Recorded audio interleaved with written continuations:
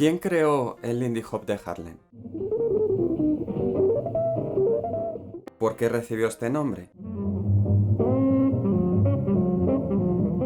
La historia es compleja y sigue siendo revisada. Agradecemos al investigador Harry Heinila su inestimable colaboración para el desarrollo de este vídeo. Remitimos a los enlaces y referencias que se encuentran en la descripción aquí abajo para profundizar en el tema.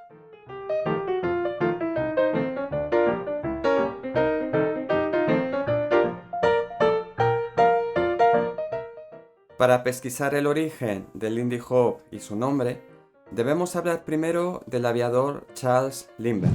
Charles Lindbergh fue el primer piloto que cruzó el Océano Atlántico en su avión, uniendo Nueva York y París. Esta hazaña tuvo lugar el 21 de mayo de 1927. La idea popular es que el Lindy Hop procede del apodo de Lindbergh, Lindy, y de la hazaña de saltar el océano, Hop, tal y como habría mostrado una portada de periódico con el titular Lindy Hops the Atlantic.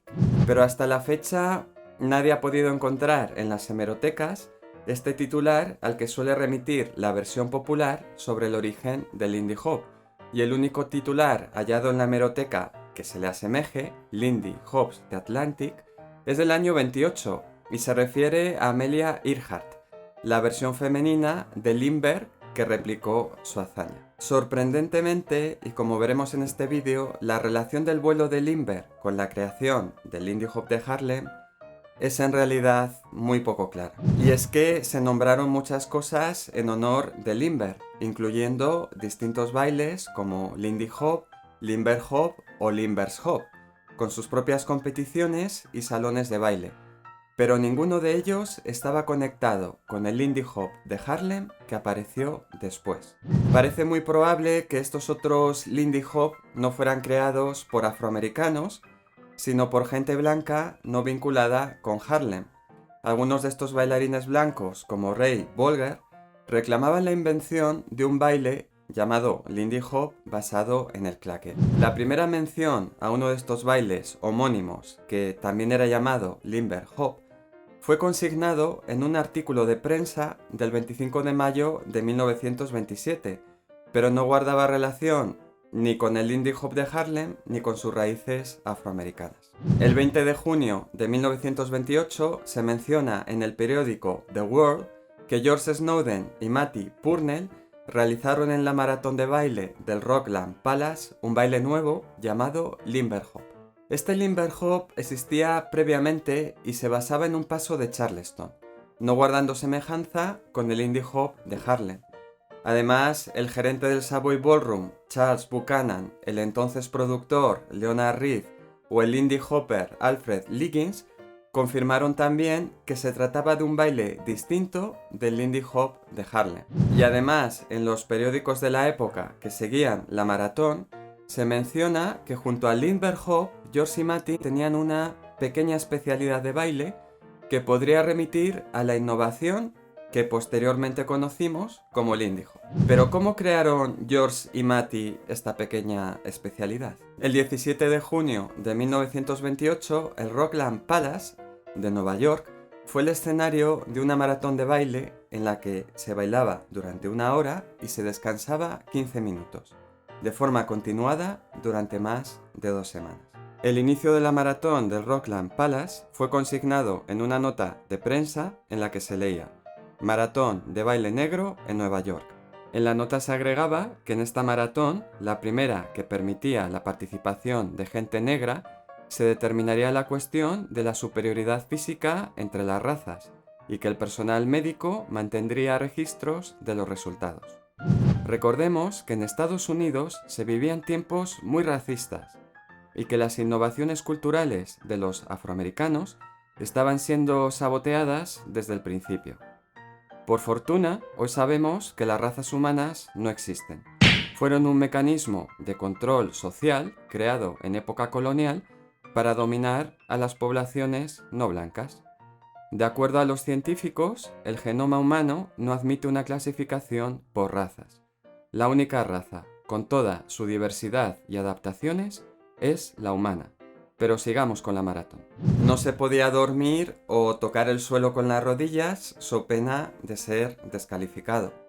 Una de estas parejas eran George Snowden y su pareja Matty Purnell. George estaba experimentando con bailes de la época, muchos basados en el Charleston, como el Collegiate o el Limber Hop. Como hemos dicho antes, este Limber Hop se basaba en un paso de Charleston y no guardaba todavía relación con el Lindy Hop de Harlem. En una de estas competiciones, Snowden perdió el agarre de la mano de su pareja y enmascaró el error inventando algunos pasos para recuperarla. El efecto de aquella improvisación en la monotonía de la maratón causó un efecto electrizante que enardeció al público. Snowden y Purnell volvieron a realizar estos pasos, esta vez deliberadamente, y el público rugió con aprobación. Había nacido el primer swing out, el germen del Lindy Hop de Harlem. La pareja demostró una nueva serie de movimientos de baile fluidos, expresivos, que encajaban mejor con los compases de 4x4 con los que la música jazz estaba experimentando.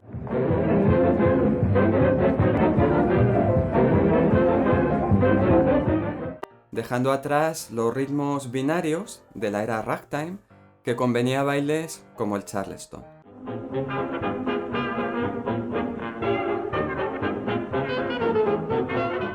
Frente a estos bailes cuyo pulso era vertical, de arriba a abajo, el Lindy Hop era música swing coreografiada y fluía de forma más suave y horizontal. El uso de las asignaturas de tiempo extendidas permitían expresar una musicalidad más rica y daba más libertad a los bailarines. Una innovación que, como en todo proceso histórico, no fue una creación ex nihilo, procediendo de bailes basados en el Charleston y el breakaway, pero incorporando también pasos de bailes anteriores como el Texas Tommy. Ambos bailes tenían un patrón llamado breakaway que permitía que la pareja se separase y volviera a unirse después de improvisar algunos pasos. El propio Snowden reconocía que siempre se estaba fijando en la gente para captar nuevos pasos que incorporar a su baile mediante el breakaway, es decir, para realizar en el momento de la separación de la pareja, que era el momento de mayor improvisación. Cuando el breakaway se mezcló con estilos derivados del Charleston, uno de los cuales era el Limber Hop, se formaron los cimientos del Lindy Hop de Harlem, algo que solemos ilustrar con la escena de baile de 1929 de After Seven.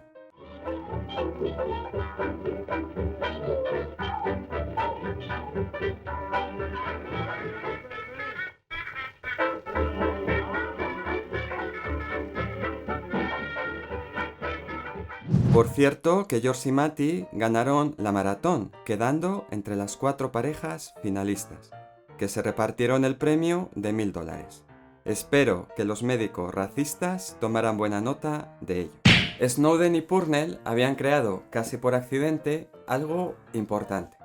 Fue el momento fundacional del Lindy Hop de Harlem, aunque todavía no iba a llamarse así. Supuestamente, Snowden y Purnell bautizaron el Lindy Hop de Harlem durante la maratón del año 28, pero no se han encontrado documentos que así lo acrediten.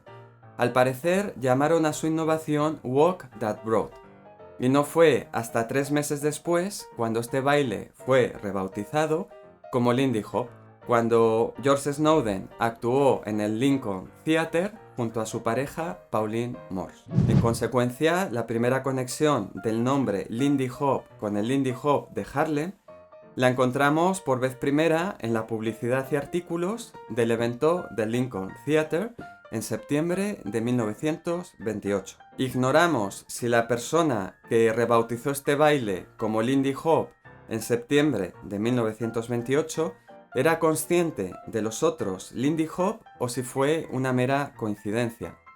Solo podemos conjeturar sobre quién bautizara el Lindy Hop de Harlem. Como vemos, la relación entre el vuelo de Lindbergh y el Lindy Hop de Harlem no queda acreditada en el momento de surgimiento del nuevo estilo. La primera conexión entre Charles Lindbergh y el Lindy Hop de Harlem aparece en febrero de 1930 en el Chicago Defender, que relacionaba este baile con el dios del aire Limber, es decir, 2 años después de la creación del Lindy Hop. En 1931, George Ganaway, representando al Savoy Ballroom, también vinculó el baile con la hazaña de Limber. Y es que los administradores del Savoy Ballroom habían percibido el Lindy Hop como un gran negocio y comenzaron a crear una mitología que vinculara el baile con su local, como estrategia para obtener mayor rédito comercial.